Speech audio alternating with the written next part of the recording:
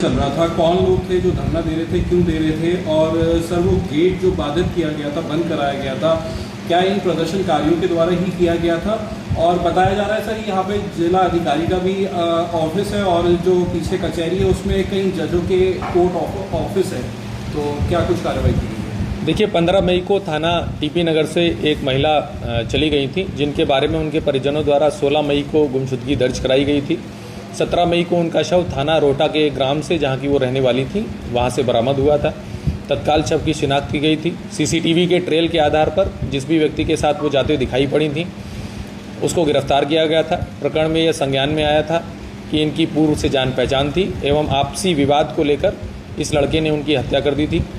इस लड़के का भाई और खेत का मालिक, जिन्होंने साक्ष्य मिटाने में इस लड़के का मदद किया था, उनको भी पुलिस ने अपनी तरफ से ही मुकदमे में नामजद किया था। इस मुकदमे की विवेचना क्षेत्राधिकारी ब्रह्मपुरी के द्वारा की जा रही थी। इनके द्वारा लगातार जो भी पीड़ित पक्ष है उनसे बात की जा रही थी। कल भी वो उनके घर गई थी और जितने परिजन हैं उनके द्वारा विवेचना पर संतुष्टि भी जताई गई थी, जिसके वीडियो साक्ष्य भी हम लोगों के पास मौजूद हैं। परंतु कुछ आपराधिक तत्वों के द्वारा, जिसमें कि एक व्यक्ति दिग्विजय सिंह भाटी, जो कि भारतीय किसान यूनियन BR अम्बेडकर गुट कोई अपने आप को उसका राष्ट्रीय अध्यक्ष बताते हैं, जो कि अमरोहा से, जिन पर 9 मुकदमे हैं, जिसमें मैं आपको बताना चाहूँगा कि SC/ST एक्ट का केस भी उनके ऊपर लगा हुआ है और वो अमरोहा से जिला बदर हैं। उसके अलावा नोएडा के एक रवि गौतम, जिन पर 4 मुकदमों का आपराधिक इतिहास हमें मिल चुका है, अन्य की जानकारी की जा रही है।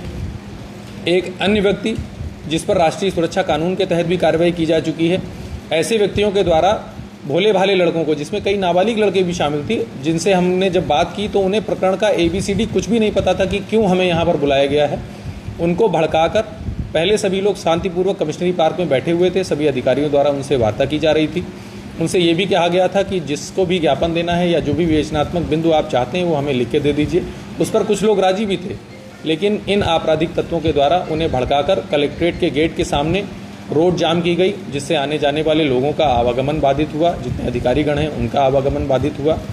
इनसे लगातार वार्ता जारी रही, लेकिन बहुत लंबा समय निकल जाने के बाद में और सारी चेतावनी इन्हें दिए जाने के बाद में इनको आवश्यक न्यूनतम बल का प्रयोग कर वहाँ से हटाया गया है।